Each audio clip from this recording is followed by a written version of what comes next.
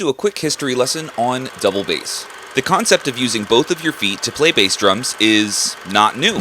Double kick drums date all the way back to the 1940s when Louis Bellson had Gretsch make him the first drum set with two kicks. Drummers like Sam Woodyard, Rufus Jones, and Ed Shaughnessy followed in Belson's footsteps and played tons of gigs with these symmetrical paired bass drums. But realistically, drummers of this era weren't writing music that required two bass drums. It was mostly used for novel drum solos and live performance tricks. If you took that second bass drum away, not much would have changed musically. Now, as the concept of a gigging drummer grew in popularity, drummers quickly realized that bringing an extra bass drum around a city when you didn't have to was stupid, so they didn't do it. By the jazz and the bebop era, the novelty of this two bass drum look had kind of worn off, and the music being played still didn't require it. Towards the late 60s, drummers like Ginger Baker, Mitch Mitchell, and Keith Moon all used double bass drum sets, but it would still be easy to make an argument that they were more interested in the onstage aesthetics than the actual use of both bass drums. Two bass drums just still weren't essential for the music that was being played at the time. By the time we get to the mid-70s, now we have Billy Cobham, who, from my research, was the first drummer to genuinely write music that required double bass and record it in the studio. The song Quadrant, released in 1974, was the first appearance of the double bass shuffle. Now, we're still a long way out from Meshuggah's Bleed, but with Cobham, we finally see double bass drums being used in a way where both feet on the pedals is absolutely mandatory. This double bass shuffle was then used by Simon Phillips and famously by Alex Van Halen in the Hot for Teacher drum part.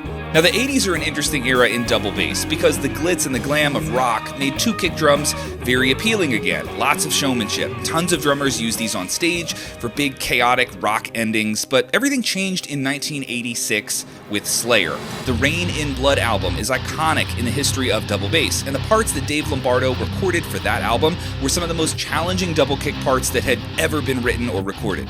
And 3 years after that album came out, I was born. Now, my mom did not play Rain in Blood for me in the womb, and truthfully, I didn't grow up listening to almost any metal at all. As a young teenager, I was introduced to aggressive drumming through Travis Barker via Blink-182 and Frank Zumo of Sum 41, but the first time that I ever heard a real double bass pedal being used was actually on Mudvayne's LD50 album, which still holds up, by the way. Now, in the year 2000, when that came out, I still had no idea what I was hearing, but it was angry, and it was violent, and I absolutely loved it.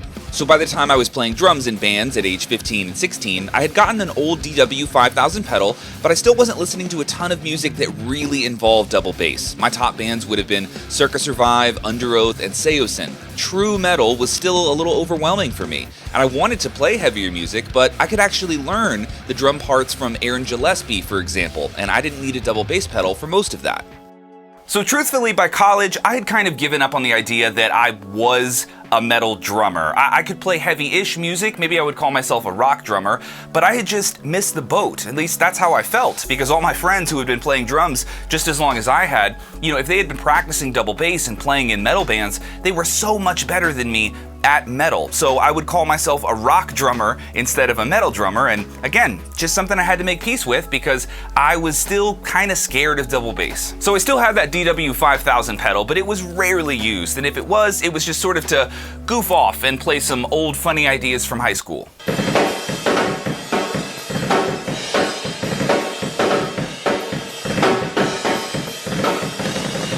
And this just kind of went on for years. After college, I started teaching, but I would never teach metal to the kids that I was teaching. And when I started playing gigs, it was all mostly pop music, some beach, reggae, rock music. But generally speaking, double bass and heavy metal in general was just not a part of my world as I began my professional drum career. But that all changed in 2013.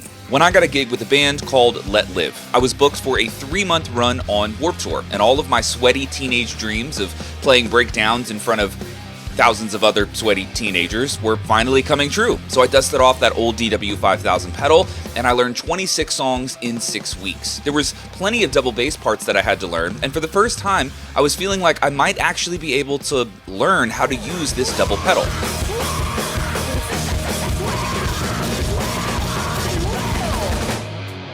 Then, the day before my flight to LA to start final rehearsals, the band called me and told me that my flight had been canceled because they had a buddy that would do the gig for free. Over 150 hours of practice, gone in one phone call. I was so angry at the time that I immediately stopped playing double bass. I specifically remember taking that pedal off my kit and changing my whole setup. It took months for some of those grooves and fills that I had learned to work their way out of my playing, and that was the last time that I touched a double bass pedal until now. So the concept for this project actually started at Sweetwater's Gear Fest. When I was there this past summer, at the Pearl booth, they had probably 10 different Pearl kits set up, and almost every single one had this new pedal on it. It was this shiny, futuristic, titanium-looking pedal. And to be honest, I'm normally not a pedal person. I really have never been picky over the years. I've owned Axis longboards, DW 5000s, 9000s, Speed Cobras, Iron Cobras, the Mapex Falcon, the Pearl Redline that I've been using for the last year or so. I don't even have a favorite among all of those. I'm just not someone who cares that much about the feel of the pedal. As long as it's functional, I'm happy. But at GearFest, when I was playing all these kits at the Pearl booth, this one pedal that I kept playing, it made me look down and just say, what is this thing? It just felt so smooth and light that I had to look down and figure it out, and I realized that I was playing Pearl's new Demon XR. Now at the time that pedal had just come out, so that's why they put it on all of the kits, because they wanted us to play it, but it was genuinely impressive, so much so that I kind of said, I want this thing in my studio. I just love the pedal so much that it got my gears turning. You know, I want this pedal, I think it's awesome, but if I get a high-end double bass pedal from Pearl in my studio, you know, I have to earn it. Like, what would happen if I actually took the idea of learning double kick seriously? What if I finally made a genuine attempt to teach my left foot how to play a kick drum with a quality pedal, and I didn't let myself get derailed or distracted? And more importantly, you know, what have I been missing over the years? There's so many musical ideas and expressions that can't come out of me because I don't have either the tool, the double bass pedal, or the skill set to be able to say those things. So my new pedal arrived, and my goal at first is just to get familiar with this pedal. It's direct drive, which I'm definitely not accustomed to, but again, I've already played this pedal and I know that it feels great. So unboxing and installing the pedal was easy enough, but I do have some concerns about positioning. I'm sure people have strong opinions about where exactly a double kick pedal should live, on the floor, underneath your snare drum, but I'm just gonna hop in and see how this feels for today. We have plenty of time to make adjustments.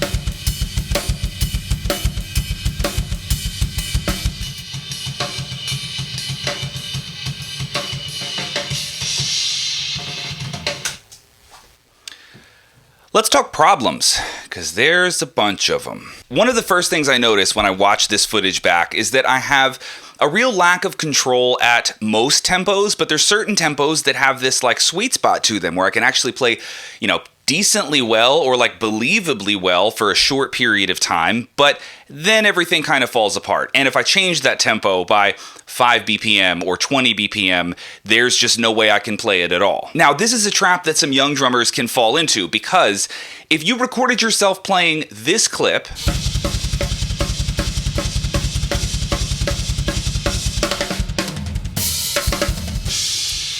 You could easily walk out of the practice room telling yourself that you are sick at double bass, like you nailed this, dude. Did you see that? But once you've been playing a while, you realize that that's just you getting lucky. Realistically, like, you just held on for like 20 seconds and played something that was believable. But I'm seeing a big lack of control in my playing. I can't make many adjustments to the things that I'm doing, whether that's tempo or dynamics. So I have certain comfort zones that I'll lock into. That feels good. But the inability to change them is a huge problem. I'm also noticing a big problem with independence. So when I'm dedicating all of that mental bandwidth, down to my feet, my hands sort of go offline. And so there's certain examples where I will play extra notes on the china. It's just supposed to be quarter notes, but my hand will want to go into eighth notes.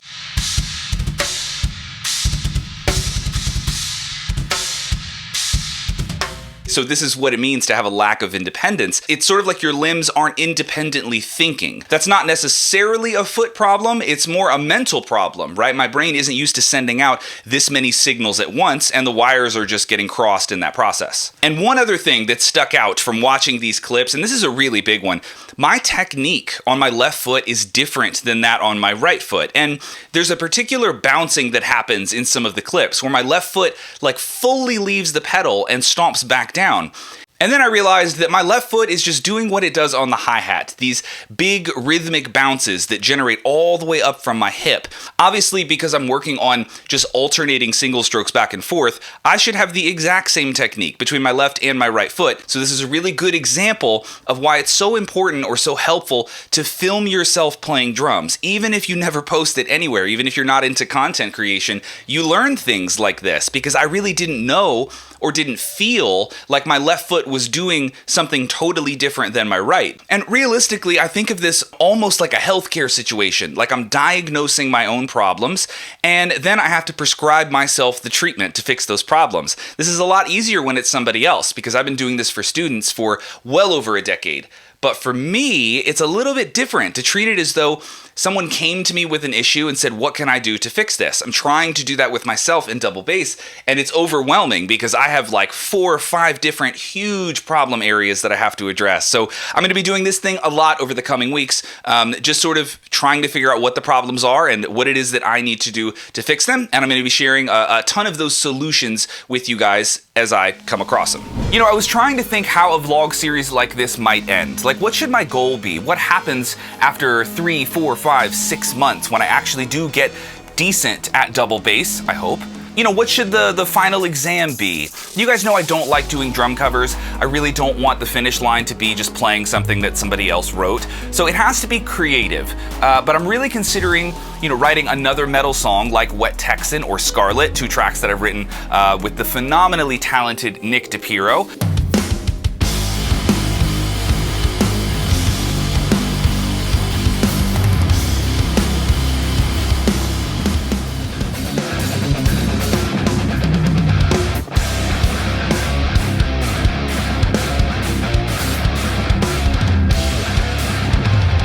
So I'd love to revisit a project like that and add some double bass to it. Maybe we do a brand new song in that way, but I'm curious what you think. If you could see content on this channel that involved me playing double bass that actually sounded good, what kind of content would that be? Very curious to hear your thoughts on how you would like to see this shape up over the next few months.